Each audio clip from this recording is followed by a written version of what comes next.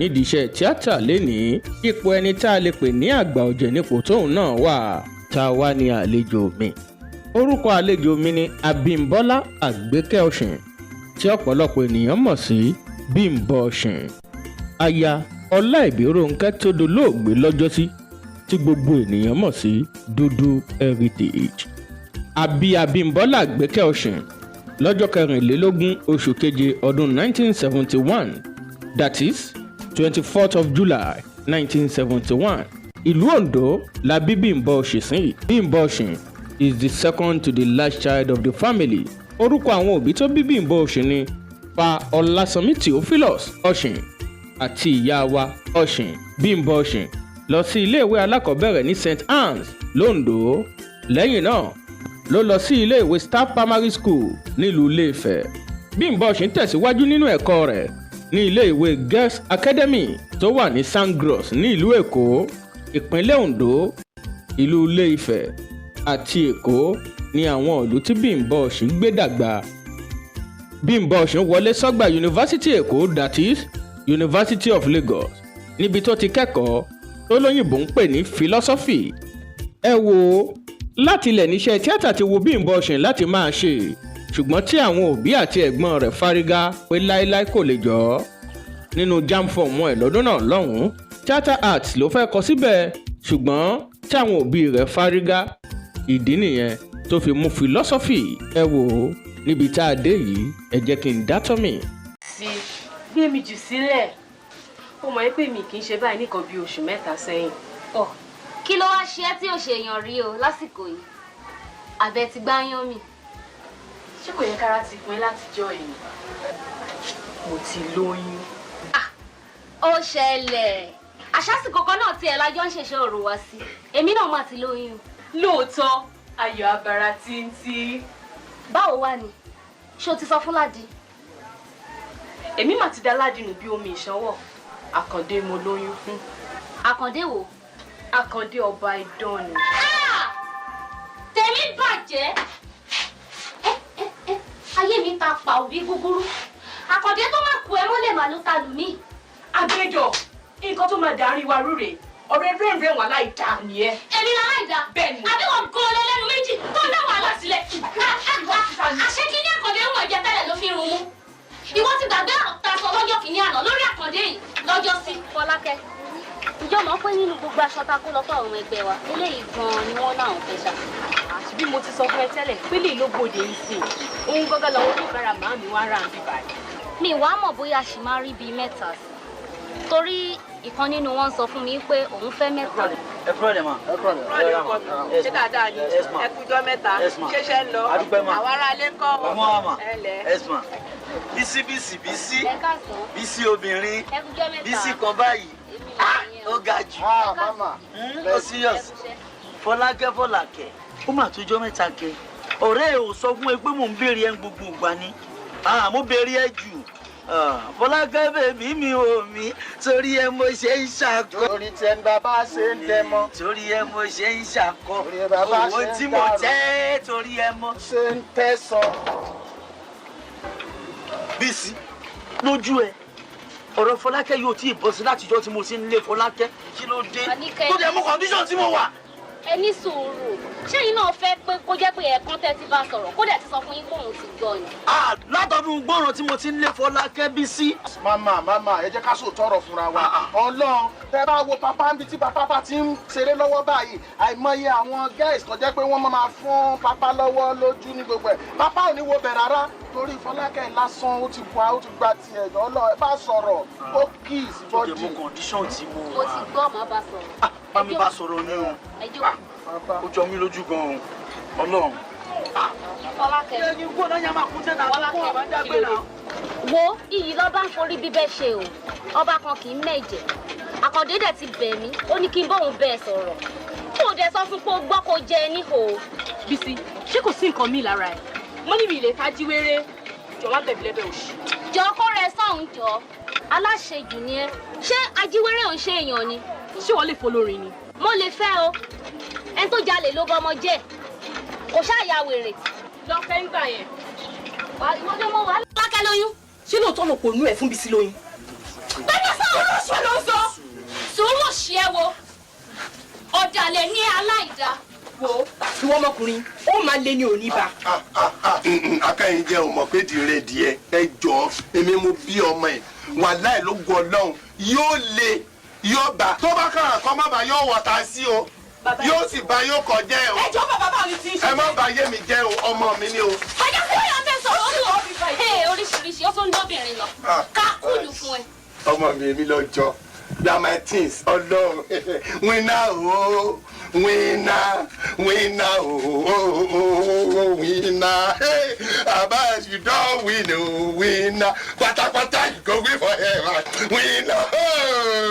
olórí burúkú lẹ́yìn méjèèjì orí burúkú lẹ fi ń ṣayọ̀. ọ̀dẹ̀ ọ̀dà kan mọ̀ ìlú mẹ́ta èèyàn kan ṣoṣo ìlú mẹ́ta èèyàn kan ṣoṣo alákàndé ọmọ mi tún gbèdé fìlú ó ti fìlú sí wọn lára. ẹ wo mo ń tíjú yín ni ò torí pa ẹjẹ àgbàlagbà jẹ ni tọjọ́ orí yín. lórí yàtọ̀ sí ojú mi táwa tún wọ̀n gan láti rí òhò mi kí n tún bọ́ dúrọ́ọ̀sì sì ni mo lè bọ́. ẹ kúkú bọ. ó dùn mí bá ọmọ mi ti fúùlù ẹ̀ overflow lèmi ó tún sí tó bá ń jà bàbá gan wà túbọ̀ pọ̀ mọ́ tún wẹ̀ ọ̀dọ́ ọmọ yóò tún jẹ́ kí bàbá ọkọ lù ú bàbá tí ó kẹ́ ìyẹn náà bá yín sọ ó ṣòro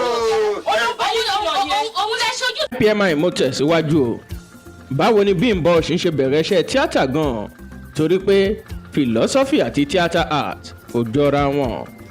IPMI má jẹ́ kí n sọ̀rọ̀ jù Bimbo Oshin darapọ̀ mọ́ ẹgbẹ́ òṣèré àrà ọ̀sán theatre group tẹ́ ò bá gbàgbé tẹ́ ẹ bá rántí Razak Ajao tí ọ̀pọ̀lọpọ̀ ènìyàn mọ̀ sí àrà ọ̀sán tàbí pẹ̀fú ẹlẹ̀ lọ̀gá tó kọ́ Bimbo Oshin níṣẹ́ tíátà o.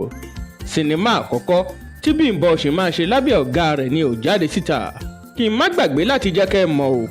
lọ́dún 1996 ni Bimbo Oshin darapọ̀ mọ́ ẹgbẹ́ òṣèré àrà ọ̀sán theatre group ti sinimá àkọ́bí jẹ́ sinimá kejì tí Bimbo Oshin ti kópa ṣùgbọ́n sinimá àkọ́bí jáde síta lọ́dún 1997 sinimá yìí ló sì sọ Bimbo Oshin dolókìkí òṣèré títí dọjọ́ tòní.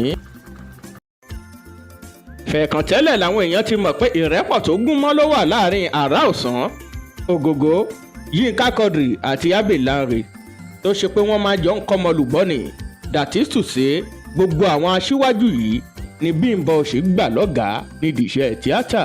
IPMI mo tẹ̀síwájú o àwọn òṣèré wo ni Bimbo Oshin wò bí àwòkọ́ṣe nídìí iṣẹ́ tíátà gẹ́gẹ́ bí tí Bimbo Oshin sọ ó ní gbajúgbajà òṣèré olókìkí ni tí gbogbo ènìyàn mọ̀ sí Tóyìn Tomato Ṣọlá Ṣóbọ̀wálé jẹ́ ẹni àkọ́kọ́ tí òun wò bí àwòkọ́ṣe nídìí iṣẹ́ tíátà lẹ́yìn náà ló dárúkọ ìyá wa Ìdòwú Phillips tí gbogbo ènìyàn mọ̀ sí ìyá Rainbow àti bẹ́ẹ̀ bẹ́ẹ̀ lọ.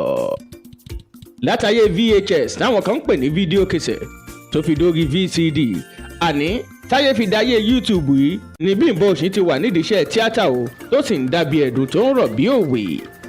Bimbo Oshin ti ṣe ọ̀pọ̀lọpọ̀ sinimá àmọ́ ẹ jẹ́ kí n dárúkọ àwọn sinimá tí òun gangan gbé jáde lórúkọ iléeṣẹ́ ara ẹ̀. IPMI mo bẹ̀rẹ̀ látòrí sinimá Èjì Òwúrọ̀. sinimá yìí jẹ́ sinimá kan àrà ọ̀tọ̀ sinimá olókìkí tó sọ̀rọ̀ nípa ìfẹ́. sinimá Èjì Òwúrọ̀ jẹ́ sinimá àwòtúnwò tí ọ̀pọ̀lọpọ̀ ènìyàn ò lè gbàgbé láí àti láéláé. This movie is regarded as one of the best movies Bimbo Oshin ever produced. sinimá yìí tún pa ọ̀pọ̀lọpọ̀ owó fún Bimbo Oshin lọ́dún náà lọ́hùn. bákan náà ní orin inú sinimá yìí tí Ṣọlá Allyson Ọbáníyì ṣe ló jẹ́ kó di ìràwọ̀ olórin títí dọjọ́ tòní. bó tilẹ̀ jẹ́ pé Ṣọlá Allyson náà ò kéré nínú ayé o lásìkò yìí òun náà jìyà kó tó dókè ó ṣe lẹ́gbẹ̀rí lẹ́yìn ọ̀pọ̀lọpọ̀ olórin láwọn bíi olóògbé Gbénga Adébóyè Kọ́ládé Àlàbí tí gbogbo ènìyàn mọ̀ sí Mr. Gbáǹkọ́gbì Fẹ́mi Jayé Ọba Fẹ́mi Ọ̀pálẹ̀mọ́ àti bẹ́ẹ̀ bẹ́ẹ̀ lọ. ṣùgbọ́n àwo orin Èjì Òwúrọ̀ tó ṣe fún sinimá Èjì Òwúrọ̀ tí iléeṣẹ́ Dúdú Heritage gbé jáde nígbà náà ló sọ Ṣọlá Allyson di àràbà ńlá títí dọjọ́ tòní.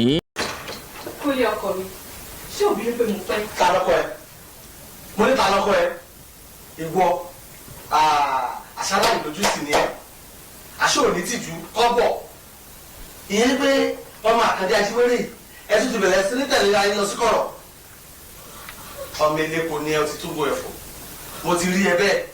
èmi Jídé Ta ló parọ́ nǹkan tí mi ṣe mọ́ mi?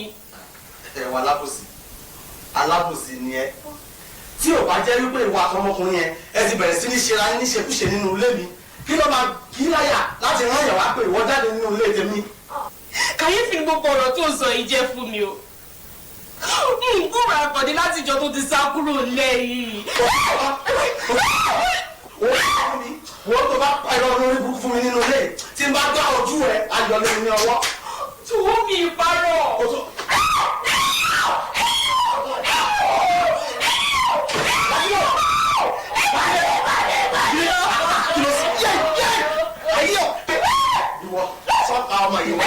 Èjì òwúrọ̀ Bimbo Oshin ṣe sinimá Owú Ìyá. Tẹ́ ò bá gbàgbé tẹ́ ẹ bá rántí, àwọn àgbà bọ̀ wọ́n ní òwú ìyá gbọ̀n lọ́mọ ràn. Lẹ́yìn náà ló ṣe sinimá Tèmi Yé Mi Mo Mọ̀ Tèmi Yé Mi. Bimbo Oshin náà kọrin nínú sinimá Tèmi Yé Mi. Tẹ́ ò bá gbàgbé tẹ́ ẹ bá rántí.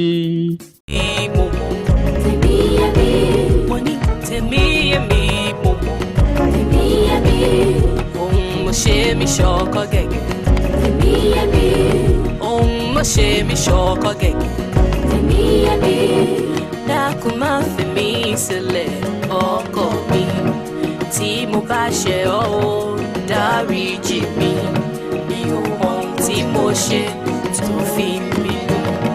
Ro tìlérí tó ṣe fún mi láti bẹ̀rẹ̀. Ó ti ṣèlérí fún mi, mo máa múnú mi dùn. Mo ti borí sọtẹ́lẹ̀ pé ìkọ̀kọ̀ ayọ̀ ni mo fẹ́, ìbànújẹ́ ló fún mi. Láì ṣẹ̀ ọ́ láì rò ẹ́ ń pa mí lẹ́kún. Ọ̀sán ìfẹ́ dídùn ni mo fẹ́ kí kan lò fún mi. Láláì ṣẹ̀ ọ́ láláì rò ẹ́ ó gbàyọ̀ lọ́wọ́ mi. Mo forí ṣe mo fọrùn ṣe pàbọ̀ ló ń já sí. Ẹ̀ṣẹ̀ wo ni mo ṣẹ̀ ọ́ tó yìí tó fi pa mí lẹ́kún? Tí mo bá ṣẹ̀ ọ́ tẹ́lẹ̀ pé mi sọ fún mi. Ìwọ ọkọ mi ò wá múnú mi dùn. Ìfẹ́ wọn láti bẹ̀rẹ̀ ó dánmọ́rán. Ohun gbogbo tí mo bá ń fẹ́ ló máa ń ṣe fún mi. Ṣùgbọ́n nísìnyí ohun gbogbo ti yí. Wá múnú mi dùn màmá lọ́wọ́ ọkọ mi. Kí ló dé tí mo fi ń sọkún? Kí ló dé tí mo fi ń ronú? Kí ló dé tí mo fi ń sọkún ìfẹ́ lójoojúmọ́? Tẹ́ bá ń bi mí léèrè tèmi yé mi. Tèmi yé mi mo mọ̀. Tèmi yé mi. Mo ní tèmi yé mi mo mọ̀. Tèmi yé mi. Ohun mo ṣe mi ṣọkọ gẹ́gẹ́. Tèmi yé mi. Èmi ni Bimbo Oshin gbé sinimá míì jáde tí àkọlé rẹ̀ ń jẹ́ Ìgboyà. Tẹ́ ò bá gbàgbé tẹ́ ẹ bá rántí, ohun kan ṣoṣo tó lè sọ òmùgọ̀ dọlọ́gbọ́n ni ìgboyà. Sinimá olókìkí ni sinimá Ìgboyà. Ohun kan ṣoṣo tó lè sọ òmùgọ̀ dọlọ́gbọ́n ni ìgboyà. Tẹ́ ò bá gbàgbé tẹ́ ẹ bá rántí. Ọ̀pọ̀lọpọ̀ sinimá náà ni Bimbo Oshin ti kópa fún ọ̀pọ̀lọpọ̀ àwọn olóòtú àtàwọn adarí sinimá lóríṣiríṣi. IPMI, ẹ jẹ́ kí n bẹ̀rẹ̀ báyìí. Mo dárúkọ sinimá Ọ̀bàdàn láti iléeṣẹ́ Biowa Films and Records International. Bákan náà ni mo dárúkọ sinimá Àrówólò láti iléeṣẹ́ Korede Films Production. Tẹ́ ò bá gbàgbé tẹ́ ẹ bá rántí sinimá Saudi Connections eléyìí tí olóògbé Yomi Ogunmọ́lá darí lọ́dún náà lọ́hùn-ún. KKK kó dùn kó pọ̀ kó pẹ́ láti iléeṣẹ́ Wẹ̀mímọ́ Films Production. IPMI bákan náà ni mo dárúkọ sinimá Ó Yàtọ̀ tí iléeṣẹ́ Wẹ̀mímọ́ Films Production gbé jáde. Bákan àwọn sinimá bíi Ọbalúayé látọwọ́ Múkàrẹ́ Ìyíwùmí. Tẹ́ ò bá gbàgbé tẹ́ ẹ bá rántí sinimá Àdìsá láti iléeṣẹ́ Korede Films Production. Àbẹ̀bí, Alimi, Ọmọ Ẹlẹ́mọ̀ṣọ́, Civil War, Ọmọ Òkú Ọ̀run àti bẹ́ẹ̀ bẹ́ẹ̀ lọ. Àwọn wo la lè pè ní irọ́ Oshin nídìí iṣẹ́ tíátà? Àbí ẹ jẹ́ kí n sọ báyìí pé àwọn wo la lè dárúkọ, tàbí àwọn òṣèré wo ni kí n sọ pé wọ́n jìjọ lùgbà nígbà kan náà? IPMI, mo bẹ̀rẹ̀ látòrí olóògbé Mojí Ọláìyá, Rónkẹ́ Òjó tọ́pọ̀lọpọ̀ ènìyàn mọ̀ sí Rónkẹ́ Òṣòdì Òkè, Fathia Balógun Williams, Bísí Bídàpọ̀ Òbe, Ọpẹ́yẹmí Ayéọlá, Tóyọ̀sí Adésànyà, Bukky Wright, Aishat Abímbọ́lá olóògbé ọmọge campus, Ṣọlá Ọmọníyè tí ọ̀pọ̀lọpọ̀ ènìyàn mọ̀ sí Lẹ́pa Ṣándì, Yẹmisí Elébòlò, ní Kẹpẹlà, Síkírátù Sìǹdòdó àti bẹ́ẹ̀ bẹ́ẹ̀ lọ. ṣe ìròyìn mọ́ pé Ọláìbíròǹkẹ́ tọ́pọ̀lọpọ̀ ènìyàn mọ̀ sí Dúdú Heritage ní ọkọ Bímbọ́ Oshin tí Elédùà sì bùkún wọn pẹ̀lú ọmọ méjì. The marriage lasted for about 17 years before Dúdú Heritage passed on. kì í ṣe ìròyìn mọ́ pé Bímbọ́ Oshin níyàwó kejì tí Dúdú Heritage fẹ́. àgbà ọ̀jẹ̀ promoter tòun marketer ni Dúdú Heritage jẹ́ nígbà yí ẹ̀. Bímbọ́ Oshin ní ká lóun ò yanṣẹ́ tíátà láàyò ni iṣẹ́ ọlọ́pàá tàbí iṣẹ́ nọ́ọ̀sì lòun ìbá máa ṣe.